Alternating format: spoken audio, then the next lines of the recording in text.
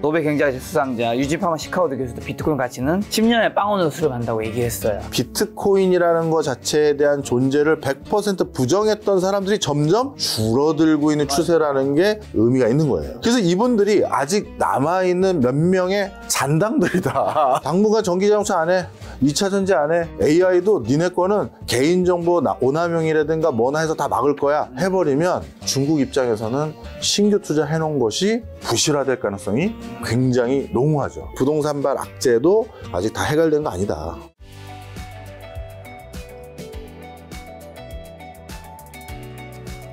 저희가 러닝을 함께 한다고 저번에 러닝 콘텐츠 찍었었는데 그거 의외로 많이 봤어요. 아, 많이 봤습니다. 드디어 이번 주에 저희가 교토 풀코스 그렇죠. 마라톤을 나갑니다. 네. 여기는 풀코스. 저는 하프. 저는 풀코스는 아직 불가능. 원래 정확하게는 하프 코스는 없지만 네. 풀에 하프까지 뛰겠다. 그냥 중간에 멈추면 됩니다. 어떤 각오를 가지고 계신가요? 풀코스를 뛰는 김 작가보다는 먼저 들어오겠다. 그렇죠. 풀 뛰는 사람보다 늦게 들어오면 그건 아니다. 그건 아니다. 부력적이긴 하죠. 네. 근데 궁금한 게 있어요. 그 마라톤 코스가 출발지로 다시 돌아오는 겁니까? 두 가지 나뉘는데 네. 보통은 이제 하프까지 갔다가 네. 돌아오면 여러 가지 교통 통제하는 게 한 노선은 어쨌든 정해지는 거니까 네. 대주최처에서 관리에 편하니까 그렇게 네. 하는 데도 있고 어떤 데는 길게 쭉 가는. 근데 제가 교토 풀코스는 그건 확인 안 해봤어요. 예. 그러면 하프 뛰는 사람은 중간에 택시 타고 끝까지 가야 되는 거죠? 그거는 뭐 알아서 알아. 주최측에서 뭐 그것까지 고민해줘야 됩니까?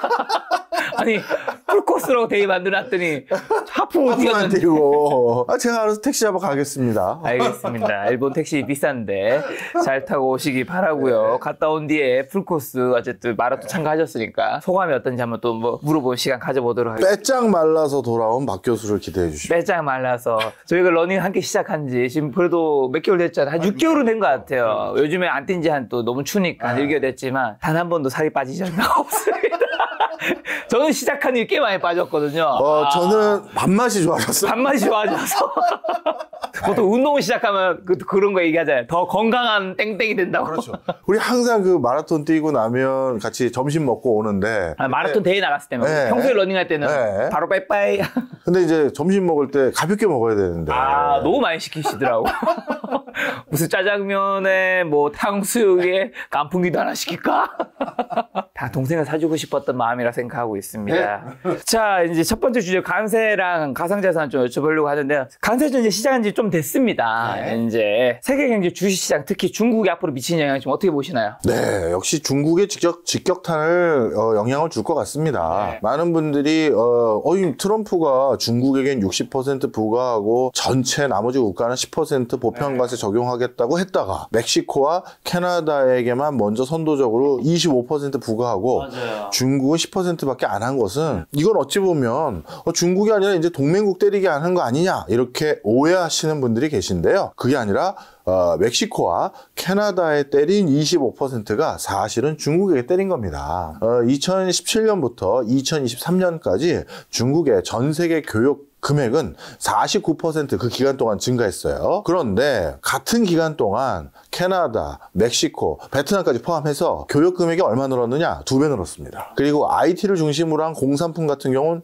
교육 금액이 3배 늘었어요. 그러면 이들 국가의 교육 그 금액이 왜 이렇게 다른 여타 국가에 비해서 상대적으로 급등했느냐? 당연히 미국으로 직접 못 들어가게 되니 우회로로 선택해서 들어가는 경로가 되다 보니까 방금 말씀드렸던 세계 국가의 교육 비중이 늘어난 겁니다. 자, 그렇다면 트럼프 대통령 입장에선 지금 자신의 당면 과제는 중국을 막는 거, 중국의 제품이 미국으로 들어오는 걸 막는 데 있잖아요. 그러면 기존의 직접 수출에 때렸던 관세는 이미 높은 허들이 있어서 직접은 많이 못 들어오게 막았는데 빈틈을 메꿔야지 이걸 더 높여서 뭐 하겠어요. 그 빈틈이 바로 멕시코와 캐나다였다.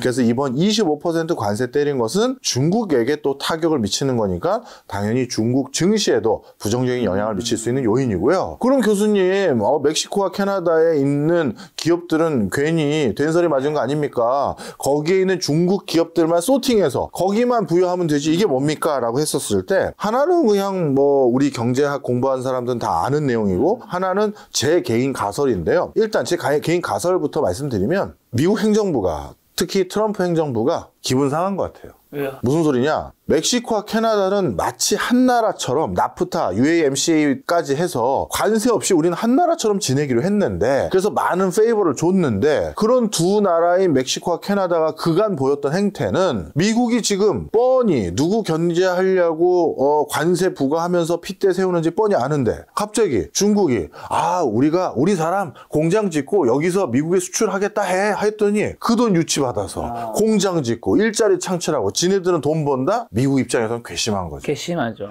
그래서 야, 니들 나한테 뭐라고 하지 마. 왜 니네들 기업도 순수 기업들도 있는데 피해본다고? 니들이 나한테 그런 소리를 할 수 있는 처지야? 이런 맥락도 일부 있다는 거예요. 그리고 실질적으로는 단기간에 트럼프가 중국 제품을 빨리 막아야 되거든요. 지금은 트럼프가 재선을 한 겁니다. 그렇기 때문에 임기가 4년이 아니라 실질적으로 2년에서 2년 반밖에 안 돼요. 왜? 그 뒤는 내임덕이거든요. 그러다 보니까 빨리 조기에 성과를 내기 위해서는 지금 당장 중국을 봉쇄하기 위한 관세 부과가 돼야 되는데, 그런데 옥석 가리겠다고 그 시장 조사에서 6개월 1년 뒤에 멕시코 캐나다에 어딘 하고 어딘 안 한다? 그러면 그 자신의 속의 성과가 조기 안 나와요. 그럼 트럼프 2기 때 자신의 업적도 많이 뒤처지겠죠. 네. 바로 그런 이유들로 인해서 지금 전반적으로 전개되는 것이 한치의 오차도 없이 중국 때리기에 포커스가 되어 있다. 이렇게 보시면 중국 증시 악영향인 거 알겠죠. 자, 그러면 중국에 대한 관세는 앞으로 더 높아지는 거에 이제 순차적인 1번을 이제 실행한 건지랑,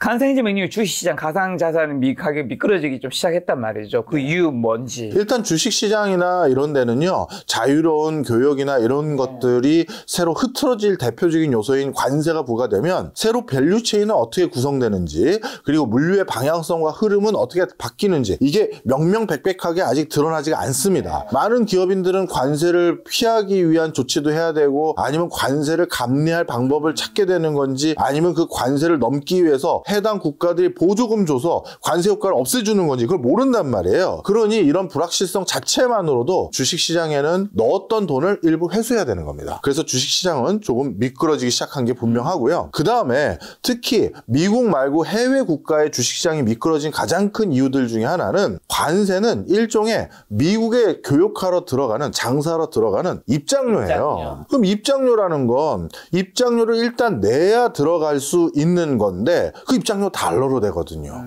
그러면 미국 들어가려면 일단 달러 자체가 더 필요해지게 된 건데, 그게 팔려는 물건의 최소 10%, 어떤 데는 25%, 그리고 트럼프 1기와 바이든 첫 번째 임기 기간 동안 부여받았던 관세까지 생각하면 이 금액이 만만치 않단 말이에요. 그럼 전 세계적으로 이제 미국 들어가려는 그 자체 행위만으로도 달러가 더 필요하게 된 것이니 당연히 강달러가 예상되겠죠. 그럼 강달러가 예상되는 상황에서 외국 주식에 투자하기보단 미국 증시에 투자했었을 때 환차익이라도 얻을 수 있는 거잖아요. 그래서 미국 증시로는 자금이 흘러들어가고 외국 증시에는 자금이 조금 더 많이 미끄러졌던 가장 큰 맥락은 그렇게 해석해야 된다. 이렇게 보시면 되겠고요. 그 다음에 관세 때문에 가상자산이 미끄러졌다. 이게 이런 오해를 좀 많이 합니다. 아니에요? 네. 신문기사에 다 그렇게 나오던데. 아닙니다. 이 관세 때문에 가상자산이 미끄러졌다라기보다는요, 관세 발표할 그 즈음이 어느 텀과 맞물려 있냐면 트럼프 대통령의 취임식 언저리잖아요. 그 언저리 2, 3일 동안 우리가 그 가상자산 시장이 조금 주춤하고 미끄러지기 시작했거든요. 네. 그 이유가 트럼프가 우리 가상자산 투자하는 사람들에게 뒤통수를 날렸네요. 코멘트 안 했어요. 코멘트 안 한 게 일단 결정타예요. 우리 모두 취임사에서 본인이 코인의 대통령을 자임했던 사람이니, 뭐 예를 들어서 뉴욕 증권거래소 같은 것을, 코인 증권거래소를 예를 들어서 실리콘밸리나 아니면 오스틴에다가 설립해서 전 세계 코인 시장 활성화에 기여하겠다 뭐라든가 뭔가 할 줄 알았는데 아무 발언이 없었어요. 우주도 얘기하고 파나마 운하까지도 얘기했는데 코인 얘기는 없었어요. 그것도 악재였는데 하나가 더 있었습니다. 뭐죠? 비트코인을 제외한 나머지 민코인들이 훨씬 많이 빠졌거든요. 모든 민코인 투자자들은 입에 트럼프가 취임사에 뭐 얘기해주면서 민코인도 비트코인과 함께 탄력 좀 받겠지 했는데, 이 양반이 취임식 전날 자신의 민코인을 만들었어요. 와이프 민코인, 멜라니아 민코인도 만들고요. 그래서 이 두 개에 우리나라 돈으로 40조 원이 몰렸어요. 그 트럼프 코인 관련 회사의 지분의 80%를 트럼프네 가족이 가지고 있다. 그렇죠. 40조 원이 불과 몇 시간 만에 몰렸어요. 그 돈 밈코인으로 다 흘러갔으면 지금 밈코인들 수익률 아싸 하면서 좋아했겠죠. 그리고 나서 어떻게 됐느냐? 그 40조 원까지 올라갔던 것이 나중에 한 절반 정도 빠졌거든요. 20조 원 정도로 주저앉았는데 그 20조 원 누구 주머니에 다 들어갔다? 트럼프 가족에 다 들어간 거죠. 그래서 야, 뛰는 놈 위에 나는 놈 있다고 트럼프는 우리 밈코인 투자자들을 위할 생각이 없었구나. 자기의 취임식이라는 이벤트에 거기에 맞춰서 밈코인 만들어서 몇 조 원 이상의 수익을 그냥 하루에 원데이로 가져가는구나. 이런 걸 우리가 목격한 거예요. 전 세계 상대로 작전 친 건가요? 작전 친 거죠. 그리고 트럼프 자식들은 그걸로 어찌 보면 트럼프의 목표가 지금 하나하나 보여가고 있거든요. 자기의 자식들 중에서 누군가도 대통령을 만들고 싶어요. 아마 그 취임식 날 선거 자금 다 마련했을 거예요. 그래서 이제 밈코인은 이 사람이 이번에도 했는데 앞으로의 여러 이벤트에도 우리를 밀어줄 게 아니라 자기 밈코인이나 또 다른 어떤 독특한 작전을 할 가능성이 많다라는 생각 때문에 많이 빠진 것이지, 사실 가상자산은 직접적인 실물 경제에 영향을 미치는 요소가 몇 가지 없어요. 테더라든가 이런 실제 달러 연동하는 스테이블 코인들하고 그 다음에 이더리움 말고는 몇 개 없기 때문에 관세와 같은 실물 부분에 영향을 미치는 것에 직접적인 연관을 안 받죠. 네, 저는 그래서 그렇게 해석합니다. 자, 그럼 가상자산을 말씀하셨기 때문에 이거 또 추가적으로 여쭤보면, 트럼프가 어쨌든 그 이후에 디지털 금융 기술 분야에서 미국 리더십 강화 행정명령을 발표했는데 그건 어떤 내용이고, 그럼 트럼프는 이게 당선인 시절과 후보 시절에 비트코인을 언급을 했는데 지금은 대체 왜 언급을 안 하는 건지, 혹자 이렇게 얘기하더라고요. 언급 안 하는 게 아니라 지금 관세든 중국을 죽이기든 너무 해야 될 것들이 많다. 결국 할 것이고, 그 시작으로 일단 행정명령으로 실무진들한테 검토해보라고 한 거고, 3, 4월 되면 이제 본인도 한번 언급을 할 것이다. 그때부터 이제 코인 가격이 좀 오를 수 있다 얘기도 하는데, 자, 2025년 트럼프 시대에 비트코인 전망도 어떻게 보시는지. 예, 뭐 나름대로 아직까지 우상향의 기조는 갈 것이 분명해 보입니다만, 나름대로 트럼프가 선거용 립 서비스에 비해서 한 발 뒤로 물러난 건 분명한 사실로 보여져요. 왜냐하면 비트코인이 강화되면 강화될수록 달러의 일부 기능이 비트코인으로 희석되는 건 분명한 사실인데, 트럼프가 지금 관세를 추가적으로 부과할 것이고, 그런 과정에서 지금 많은 미국 국민들이 인플레 유발될 것을 우려하고 있다는 상황을 다 확인하고 있거든요. 그런 과정에서 그나마 강달러 기조가 계속 유지만 되어 준다면 나름대로 인플레 유발될 수 있는 것을 일부 희석할 수가 있어요. 그런데 강달러 기조를 스스로 약간 퇴보하게 만들 수도 있는 비트코인에 힘을 실어주고 가상자산에 힘을 실어준다? 이것은 어찌 보면 관세 정책이라든가 중국을 억제하려는 정책과 엇박자가 나는 부분이 일부 있는 거예요. 그래서 이걸 어떻게 공존할 수 있게 만들 것인지에 대한 고민을 지금 많이 하고 있는 상황이고요. 그 다음에 미국의 주류들에게 지금 이렇게 보시면 됩니다. 트럼프는 선거 유세 중에는요, 자기가 옛날부터 친하게 지내왔던 미국의 주류 계층들하고 더 돈독한 사이를 만들기보다는 그동안 미국의 주류였을 것 같은데 소외받았던 백인 20대 30대 남성들, 중장년층, 그리고 히스패닉들에게도 내가 너희들까지 위하는 대통령이야, 공화당이지만 라고 하면서 그분들의 표심을 건드려야 되는데, 그분들의 주로 관심사 중에 하나가 암호화폐 투자거든요. 그래서 거기에 적극적인 발언들을 해준 거예요. 그런데 이제 선거 끝났단 말이죠.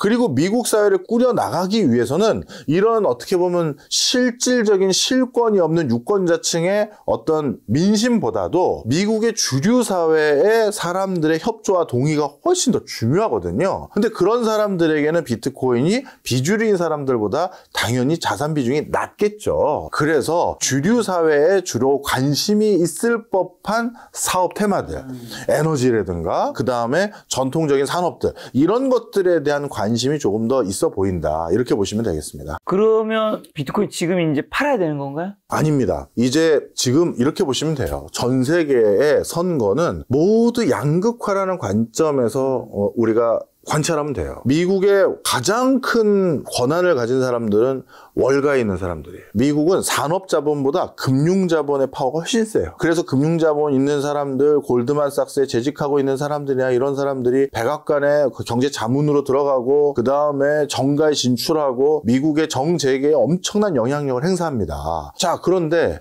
이 월가의 사람들, 이 사람들은 기존의 전통적인 금융권에서 자신들의 영향력이 큰 사람들인데 가상자산을 키운다? 그건 자기들 판때기가 아니거든요. 이미 실리콘밸리나 테크 쪽 사람들이 일부 거기엔 기득권이 있어요. 그러면 월가애들이 그 비트코인이나 암호화폐 시장을 무조건 빨리 키운다? 본인들이 있는 또아리 트고 있는 월가에 있는 주식 자금도 일부 가상자산으로 넘어갈 거예요. 당연히 트럼프의 그런 행보에 적극 도와주지 않을 겁니다. 그래서 속도 조절 들어간 거긴 해요. 하지만 이미 월가의 대표적인 투자은행들은 코인을 기반으로 한 ETF 상품이라든가 여러 금융상품들 출시했잖아요. 절대 무시하거나 폭락시킬 수는 없어요. 그래서 속도 조절에 들어가는 것이다. 이렇게 이해해 주시면 좋겠습니다. 그러면 이런 거는요. 그 러시아 우크라이나 전쟁 때 미국이 러시아가 가지고 있는 달러를 좀 많이 묶었잖아요. 네. 그로 인해서 다른 국가들에서도 그리고 중국에서 특히 금을 많이 이제 사모으기 시작하면서 네. 왜냐면 앞으로 이슈가 생기더라도 미국이 묶어버리면 내 자산이 동결되는 거니까 그래서 금을 사모으기 시작하면서 금값이 올랐다고 하는데 이 말이 진짜인지 플러스 근데 그분이 하신 얘기는 금만을 사기에는 금이 너무 제한적이다. 그렇기 때문에 금 외에도 살 수 있는 게 있어야 되는데 그러면 딱 따져보면 그나마 가장 확률이 높은 게 사실 비트코인이긴 하다. 그런 측면에서 비트코인이 오를 여지도 있다고 하는데 이 두 가지 의견은 다 맞나요? 예, 일부 맞습니다. 금 말고도 디지털 금이라고 불리우는 비트코인은 아이러니하게도 비트코인은 발행자가 사라졌기 때문에 신뢰감이 있는 거예요. 달러도 계속해서 본인들이 필요할 때마다 미국이 더 발행했고요. 코로나19 극복한다고 지금 유동성을 10배 가까이 더 늘렸잖아요. 위안화도 중국에게 전 세계 발권력을 준다? 러시아가 동의하지 않겠죠. 러시아는 아직 발권력을 우리가 가져가겠습니다라고 얘기할 수준까지도 못 미쳤고요. 그러면 도대체 대용화폐가 뭔데 금 말고 했을 때 그나마 발행자가 사라진 비트코인이 믿을 수 있는 거 아니냐라는 시각까지는 저도 동의합니다. 그런데 비트코인은 문제가 고래들, 큰 손들이 굉장히 시장에 큰 영향을 미칠 수가 있어요. 많이 가지고 있으니까. 그렇죠. 예를 들어서 러시아와 중국이 비트코인을 기반으로 국가 간의 거래라든가 큰 결제는 상환을 하는데 그걸 쓰겠다. 일상의 거래에서 쓰기 쉽진 않죠. 그러니 큰 거래에 있어서 지급준비금으로 사용하겠다라고 했었을 때 미국이 만약에 그 시스템에 악영향을 미치고 싶으면 미국이 가지고 있는 또는 압류한 비트코인을 순간 시장에 풀어버리는 거예요. 그럼 시장에 엄청난 교란이 일어나서 요즘은 특히 암호화폐 시장이 대부분 프로그램 매매 때문에 더 광폭으로 변동성이 커지거든요. 또 선물 시장 때문에 더 커져요. 그러면 약간의 트리거만 줘도 그 미국이 보유하고 있는 물량이 전체 물량에서 얼마 안 된다 하더라도 미국 정부가 가지고 있는 게 그게 연쇄작용을 일으켜서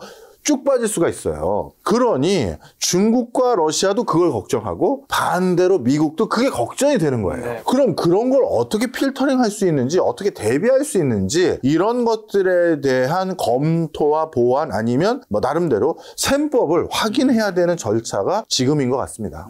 비트코인 가격이 떨어질 때 이제 악재와 관련된 뉴스가 또 나오는 것 같기도 한데 빌 게이츠는 가상화폐 전혀 쓸모없다고 말했습니다. 노벨 경제학자 수상자 유진 파마 시카고도 교수도 비트코인 가치는 10년에 빵원으로 수렴한다고 얘기했어요. 이 두 가지 의견은 어떻게 보시나요, 교수님은? 우리 비트코인 우리 김 작가님도 잘 아시지만 우리 비트코인을 투자했던 사람들 이런 사람들은 늘 오피니언 리더들, 세계적인 석학들 그리고 세계적인 투자은행에 의미 있는 보직을 가진 사람들의 이와 유사한 발언과 계속해서 싸워왔죠. 맞아요.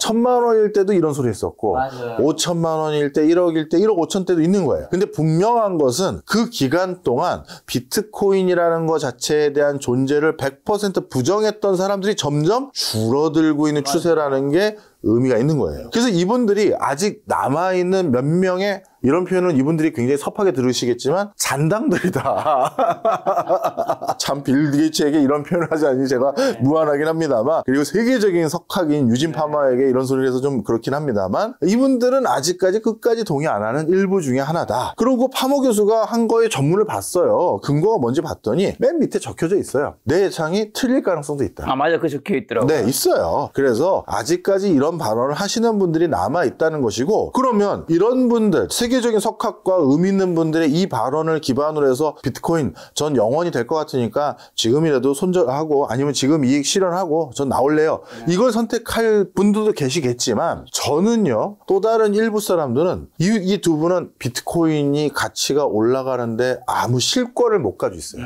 그냥 여론에 영향을 미치지만 근데 비트코인의 가치를 실질적으로 올릴 수 있는 거버넌스에 영향을 줄 수 있는 트럼프 오히려 입장을 바꿨단 말이에요. 그렇죠. 비트코인 중요하고 전략 자산으로 비축해야 된다라고까지 했죠. 그리고 거기에 맞춘 발언은 좀 잦아들었지만 실제 의미 있는 보직에 임명하는 사람들을 비트코인의 긍정적인 전망을 가진 사람들이 임명하기 시작했단 말이에요. 그렇다면 저는 실권을 가지고 있는 사람의 발언에 주목해서 투자 여부를 결정해야지 그냥 논객들의 발언을 주목할 필요는 없지 않을까. 교수님은 그런 경제 전반적인 것들 많이 아시니까 어쨌든 안 좋은 거는 트럼프가 코인 관련된 거 언급 안 한다라는 거. 왜냐면 트럼프 관련해서 좋은 거는 중요한 이제 코인 관련된 보직에는 또 가상화폐 친화적인 사람들을 임명했다는 거예요. 앞으로 트럼프는 코인을 긍정적으로 가격적인 측면에서 본다면 그쪽을 미는 쪽으로 전체적으로 펼쳐나간다고 보면 되나요? 아니면 아직은 이제 많은 사람들이 지금 걱정, 이거 아닌가? 우리 착각인가? 펼쳐나갈 건데요. 저 같은 유튜브 종종 출연하는 사람들은 거짓말을 못 하잖아요. 네. 어딘가 흔적이 남으니까. 네. 제가 고정적으로 출연하는 곳 중에 대표적인 데가 김현정의 뉴스쇼라는 데가 있어요. 거기에서 거기 담당 진행하는 PD님이 저한테 대놓고 물어보더라고요. 네. 트럼프 취임할 때까지 그럼 비트코인이 얼마나 올라가는 겁니까? 그래서 뭐 제 지인들이나 오히려 비트코인을 전문적으로 하시는 분들 입장에서는 2억 5천도 얘기하고 뭐 5억, 10억 얘기하는 사람도 있었지만 저는 1억 5천까지인 것 같습니다. 얘기한 거 봤습니다. 네. 1억 5천 밑에서는 사도 된다는 식으로 얘기하죠. 네. 그래서 1억 5천까지 올라가면 저는 일단 투자 자금의 절반 정도 뺄 겁니다. 이익 실현으로 했는데 지금도 전 그 입장을 바꿀 생각은 없어요. 당분간 올 상반기에 비트코인에 큰 호재가 있을 수 있는 요소는 저에게는 안 보입니다. 임명권자 임명하는 호재 다 반영이 어느 정도 된 거고요. 그 SEC에서 그 사람은 내려올 텐데 누가 들어갈지는 모르겠지만 하여튼 그 당시에 초창기 그 취임하기 전에요. 내려올 사람은 누군지 알고 들어갈 사람이 누군지는 모르겠지만 비트코인에 긍정적인 견해를 가진 사람을 임명할 건 뻔했으니 그런 건 다 반영이 됐어요. 그래서 저는 1억 5천의 견해 거기에서 횡보를 당분간 할 것 같다. 이게 저는 올해 2, 4분기까지는 이렇게 될 것 같습니다. 당분간은 행보할 것이다. 더 떨어지진 않나요? 지금 어쨌든 요즘 하락세잖아요. 근데 코인에 이제 그 투자하면서 변동폭 20%를 하락이라고 얘기하는 건 그런 심장을 가지고 코인 바닥에 들어오시면 안 됩니다, 여러분. 그럴 거면 청심환을 한 상자 사서 매일 드셔야 돼요. 이 바닥은 그런 바닥이 아니에요. 미국이 앞으로 중국은 좀 어떻게 더 무너뜨릴까요? 일단 관세 옥죄일 거 분명하고요. 그렇죠. 관세뿐만 아니라 미국과 직접적으로 교역을 하는 우회 국가들을 이제 근절하기 시작할 겁니다. 그래서 말 그대로 중국 제품이 대외적으로 판매될 수 있는 경로들을 더 철저히 봉사하는 게 1차적이고요. 그다음 두 번째, 중국은 바이든 때 정말 큰 물 들어오게 만들어줄 줄 알고 2차 전지 공장 엄청난 투자해놨죠. 태양광은 이미 재폐를 해놨죠. 전기자동차도 어마어마한 투자를 다 해놨습니다. 그리고 AI에 대해서도 선도적인 투자 다 했고 로봇도 해놨어요. 그렇게 공장 크게 지은 사람들의 제일 무서워하는 거는 갑자기 팔이 날리는 거예요. 그렇죠. 공장 작게 지어놨으면 그냥 접자 하면 돼요. 근데 공장을 크게 지으면 하루 공치면 고정비가 엄청납니다. 그래서 미국은 어찌 보면 의도한 건 아니지만 돌격 왼쪽으로 아니면 오른쪽으로 했다가 야 뭐야 얘네들 중국 애들이 이걸로 내가 한다니까 다 여기다 판 다 진지 다 구축해놨네? 당분간 이거 하지 말자. 이걸 선택한 거예요. 당분간 전기자동차 안 해. 2차 전지 안 해. 신재생 에너지 안 해. 그리고 AI도 니네 거는 개인정보 오남용이라든가 뭐나 해서 다 막을 거야. 해버리면 중국 입장에서는 신규 투자해놓은 것이 부실화될 가능성이 굉장히 농후하죠. 그래서 지금 중국이 아주 속칭말로 애간장이 타요. 이거 어떡하냐. 공장 다 크게 지어놨는데 미국은 안 한다고 하고 그것 때문에 전 세계적으로 전기차 보조금 주는 분위기도 한껏 퇴보하고 전기차로 다 바꿔야 되는 거 아니야 하는 분위기도 없어졌고 자 그러다 보니 지금 중국은 그 어느 때보다도 미래 신산업을 먼저 가려고 했다가 그거에 차질이 빚어진 상황이고요. 그럼 중국 내부에서 지금 말씀드렸던 그런 인더스트리에 대한 상당히 많은 소비를 중국 내부에서 해줘야 되는데 이게 중국이 갖고 있는 가장 큰 딜레마예요. 오늘 저 가고 나서요. 우리 김 작가님 유튜브에 역행 인생이라는 중국 영화 하나 있어요. 한 30분 정도로 요약되어 있는 버전이 있을 겁니다. 그거 한번 꼭 보세요. 네. 지금 중국의 상황이 어떤 상황인지를 하이퍼 리얼리즘으로 제대로 보여준 내용인데요. 간단히 설명드리면 이런 거예요. 주인공이 중국의 빅테크 기업에서 일하고 있었던 잘 나가는 개발자였습니다. 근데 어느 날 회사 윗분이 부르는 거예요.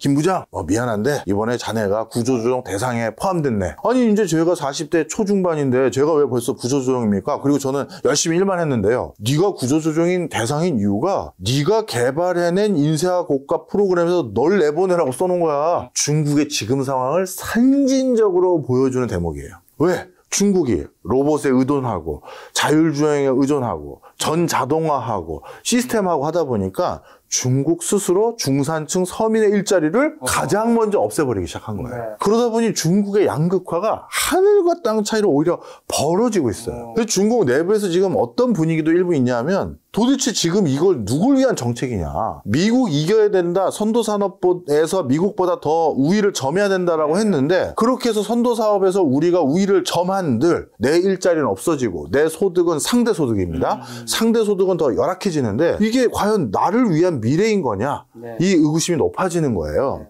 그래서 중국의 이런 정책적 기조에 대해서 중국 내부에서도 엄청난 지금 의구심이 있고요. 그러다 보니까 자신의 어떤 일자리에 대한 유지, 이게 점점 불안해지는 모습을 볼 거 아니겠어요. 누구도 인공지능이 대체돼서 걔 일자리 없어졌다며 이제 조만간 로봇 온다며 야 김영은 저 택시 운전하려다고 했는데 그거 자율주행 그 도시로 바뀌어버렸대. 이게 된단 말이에요.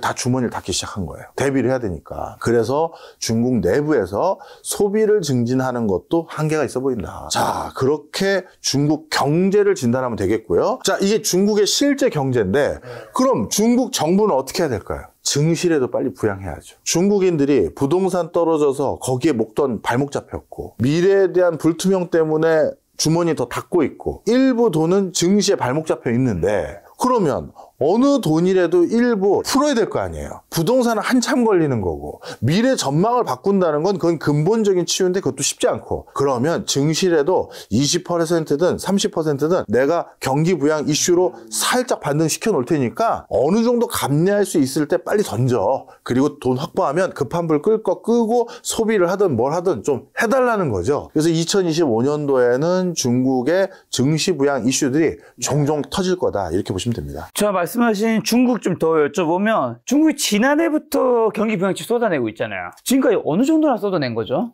뭐 어느 정도냐 하면요. 일단 쏟아내는 양보다 더 중요한 게 있어요. 사실 작년에 1월 달부터 작년 10월 달까지 거의 매달 중국의 증시 부양책이 있었습니다. 그런데 크게 그걸 주목하지 않았어요. 전 세계에서. 그런데 작년 9월 말로 기억하는데 중국이 이렇게 해서는 전 세계적인 파장을 일으킬 수가 없다. 그래서 한날 한시에 모든 이슈 앞으로 터뜨릴 거 그리고 준비하고 있던 걸 한 번에 같이 털면서 중국은 거기도 관치금융이거든요. 관치금융의 영향력을 직접 발휘할 수 있는 증권사, 은행사 이런 데를 통해서 그날 다 같이 매수 들어가세요. 해버린 거예요. 그래서 한 번에 이게 중국 증시가 10몇 프로, 이 다음날까지 해서 하여튼 단기간에 30%까지 급증하니까 전 세계 경제신문 1면에 중국 증시 지금 떡상 이 보도가 나기 시작한 거죠. 그러니 외국 투자자들도 뭐야 왜 갑자기 중국 증시 뭔 일인데 하면서 주목도가 생겼고 일부 자금은 다시 돌아온 거예요. 그래서 올해도 중국이 뭐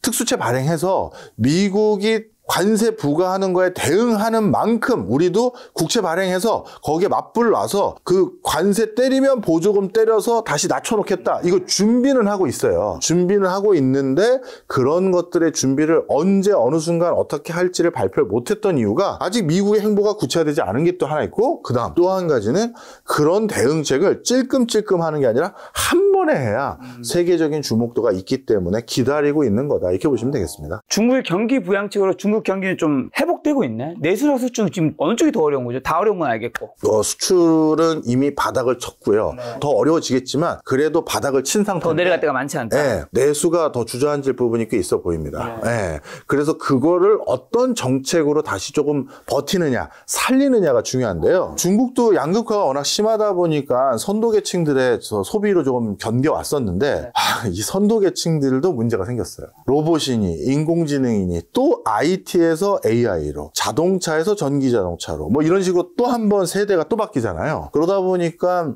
중국의 텐센트, 알리바바 이런 혁신 기업들이 일하고 있는 사람들의 C레벨 또는 C레벨 바로 밑에 있는 임원들의 평균 나이가 30대 초중반이에요. 그럼 그 사람들이 이제 30대 초중반에 전무 달고 상무 달고 부사장 달았으면 그 사람들의 마음은 뭘까요? 아싸, 내 인생은 완전 엑셀 밟았어. 나는 이제 끝난 거야. 막 이런 걸까요? 그런 마음도 좀 있을 것 같기도 하고. 그런데 제가 만나봤던 분들은 그럼 난 40대는 어디서 뭐하고 일하지를 고민하는 분이 일부 있어요. 물론 일부는 똑같은 C레벨까지 올라왔다 하더라도 일부는 성과급을 많이 받았거나 개인적으로 투자를 많이 했거나 해서 노후 대비가 완벽히 된 사람이 있겠죠. 있겠죠. 그 사람들은 아싸, 난 40대부터 은퇴하고 뭐 저기 몰디브 가서 뭐 모히또 먹으면서 뭐 이런 생각하는 사람들 소수 있을 거예요. 근데 대부분은 C레벨이 그 나이 또래가 되면 그 C레벨 중에 일부와 그리고 나머지 그 밑에 있는 사람들은 야, 난 40대부터 인생 재취업을 준비해야 되는데 이런 알토란 같은 좋은 회사에서는 나는 이제 퇴물이라고 받아주지도 않을 거고 그럼 나는 가게 차려야 되나? 근데 요즘 디지털 전환 때문에 오프라인은 장사도 안 되고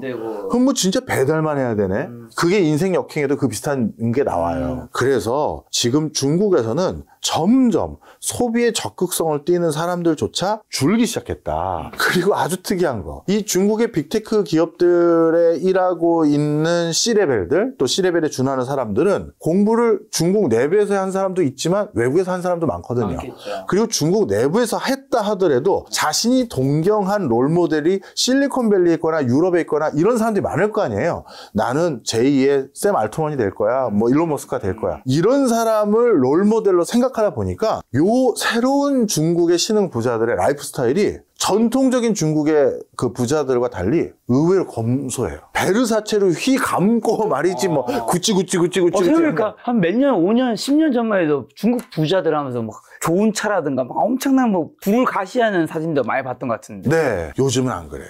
선전에 가보면 물론 그래도 자세히 살펴보면 알고 봤더니 그거네. 맞아요. 운동화는 알고 그거네. 뭐 이렇게 나오거든요. 박준규 교수도 자세히 살펴보면 에르메스인 경우. 아니에요. 뭐 오해를 하셨네.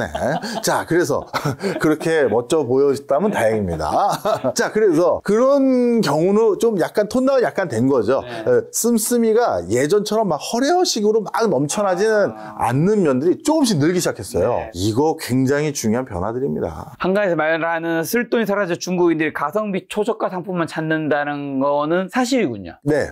자, 그럼 중국의 헝다리스크 나오는 지도 좀 꽤 됐죠? 부동산 위기는 이제 좀 일단락 된 건가요? 뭐 1차적인 위기는 일단락이 됐습니다. 그래서 1차적으로 좀 표현이 격합니다만 망해야 될 부동산 개발 회사들 또는 처분해야 될 부동산 개발 회사들 이미 다 많이 망했어요. 그럼 이렇게 악재를 털었으면 그러면 이제 호재만 좀 남아서 다시 상승이 가야 되는데 중국의 대표적인 선도도시가 선전인데 그리고 그 경제의 중심 도시거든요. 거기 텐센트, 알리바바, 레노버 등등 다 있어요. 알리바바는 뭐 다른 도도 있지만 거기도 헤드쿼터가 하나 있거든요. 그런데 거기에 있는 부동산, 그 부동산도 아직 정점 대비 20%에서 30% 아래예요. 그러니 중국이 아직 부동산을 악재를 다 털었음에도 불구하고 이 수준이라는 건 야, 당분간 중국 부동산 쉽지 않겠구나. 그리고 선도도시가 이 정도면 이선에 있는 도시들은 아직 정점 대비 50% 언더로 떨어졌다는 거거든요. 그리고 중국의 부동산 개발업자 회사들하고 얘기를 나눠봤는데 그들 스스로 이렇게 얘기하더라고요. 중국의 이선 도시는요,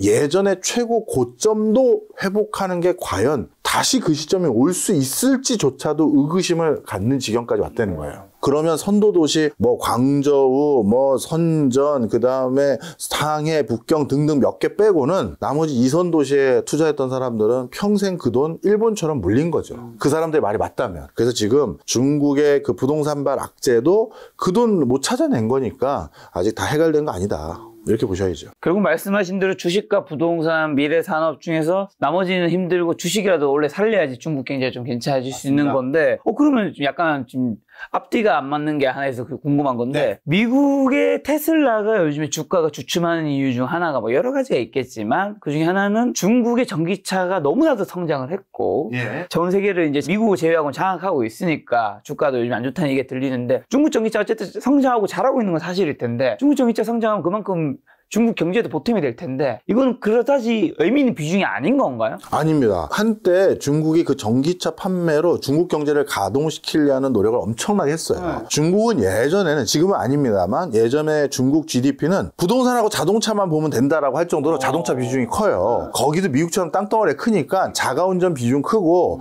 그리고 중국은 관시 문화 못지않게 체면 문화가 있어요. 새 차 나왔다 나도 사야 되고, 큰 차 나왔다 바꿔야 되는 거예요. 그래서 중국이 초창기 전기 자동차 시장을 선도했고, 그 다음에 전기차에 대한 기술력을 추가적으로 빠르게 확보한 걸 바탕으로 전기차 수명이 다 되지도 않았는데 백화점 1층은 전부 전기차 매장으로 바꾸고, 동네 휴대폰 매장 못지않게 전기차 매장이 많도록 해가지고 빨리 한 턱을 바꾸도록 유도했어요. 전기차 산지 2년밖에 안 됐는데, 2년도 안 됐는데 또 바꾸도록 했죠. 그렇게 해서 중국에선 전기차를 벌써 2사이클 돌린 사람이 많아요. 그러다 보니까 지금은 전기차 새 모델이 나와도 예전만큼 소비가 붐이 안 되는 거죠. 그래서 중국의 전기차로 경제를 가동되는 게 옛날만 못하게 되는 게, 살만한 사람 다 산 거예요. 중국 도로에 다니는 차들 중에는 선전 같은 경우는 전기차 비중이 압도적으로 더 높아요. 그러면 이미 산지도 얼마 안 된 건데 왜 빨리 바꾸죠? 그 다음에 테슬라도 마찬가지입니다.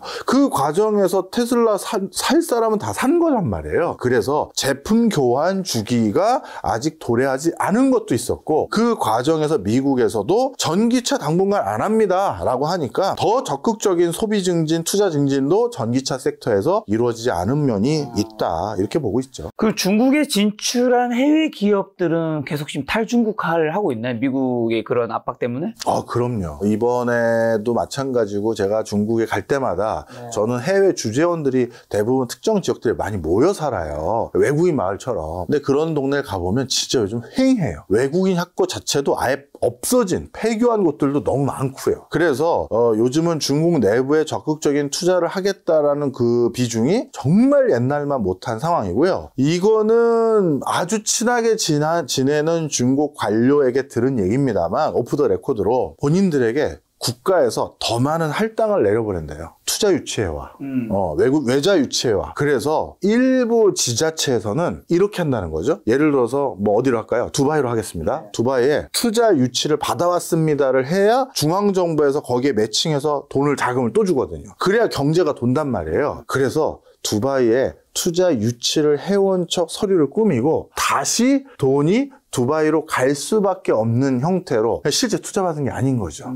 그렇게 해서 돌려막기라고 해야 되나요? 그걸로 중앙에서 예산 따오려는 그런 프로젝트라도 지금 혈안이 돼서 하고 있는 지자체들도 많은 상황이다. 이런 말을 전원에서 들었습니다. 그만큼 힘들다는 건데, 그래서 그런지 중국이 무비자 정책에 한국도 포함시켰습니다. 예. 그 이유는 뭐죠? 당연히 여행이라도 오라는 건가요? 그렇습니다. 내수의 소비가 안 생기는데 중국의 비자 문제 까다롭고 검문 검색 까다롭고 아주 악명 높잖아요. 지금 그런 거 할 때 아니다. 야, 외국 손님들 다 받아야겠다. 유럽의 국가들도 면제, 한국도 면제. 제발 중국 가서 관광 좀 해주세요 라고 이제 면제를 때린 거죠. 그 면제 효과가 좀 있나요, 요즘에? 어마어마합니다. 북경, 상해, 선전 여기저기서 마치 일본 정도는 아니지만 그래도 일본 못지않게 여기저기서 한국인 목소리가 들려요. 그래서 그 중국의 비자 면제로 관광 특수로 일부라도 경기를 살려보려고 하는 그 의도는 그래도 어느 정도는 실현돼 가고 있다, 이렇게 보시면 되겠고요. 모르겠습니다. 저는